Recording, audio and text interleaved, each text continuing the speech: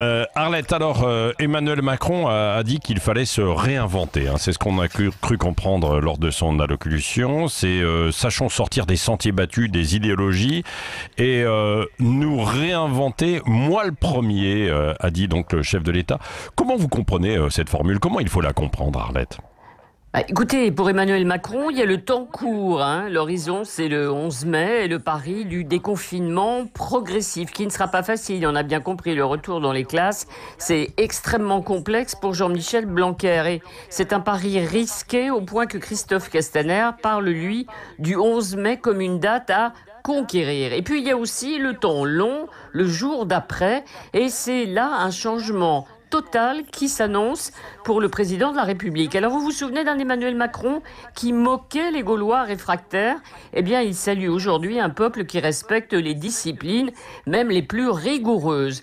Vous n'avez pas oublié la célébration des premiers de cordée? Eh bien, il faudra nous rappeler, dit le président, que notre pays tient grâce aux hommes et aux femmes que notre économie reconnaisse et rémunère si mal.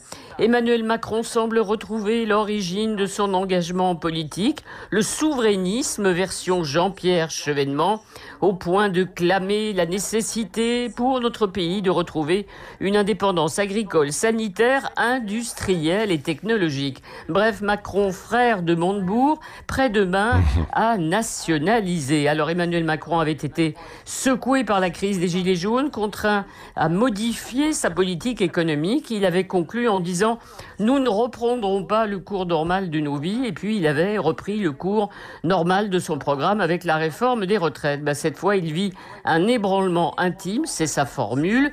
Comprendre le projet 2017, c'est fini. Il va donc effectivement devoir se réinventer. Oui, c'est ça. Bon, on comprend, Arlette, qu'Emmanuel Macron cherche aussi à rebondir en quelque sorte une sortie politique, quoi. Évidemment, il y songe, hein, quand il évoque, c'est toujours dans la déclaration, l'allocution de lundi, un autre projet français à bâtir dans la Concorde. Il cite même les jours heureux. Vous savez, c'est le titre du programme du Conseil national de la résistance de mars 44. Alors, rêve-t-il d'être un nouveau De Gaulle à la tête d'un gouvernement d'union nationale? Ça va être compliqué, d'autant que les Républicains, par exemple, ont déjà dit gouvernement d'union, il n'en est pas question. Alors, Emmanuel Macron envisage maintenant non pas un grand débat citoyen pour s'en sortir, mais plutôt une grande consultation nationale avec toutes les forces du pays, syndicats, associations, ONG, partis politiques évidemment. Alors un projet commun, ça sera là aussi extrêmement compliqué. Pourquoi? Parce que vous vous souvenez, en 2022, il y a une échéance, ça s'appelle l'élection présidentielle.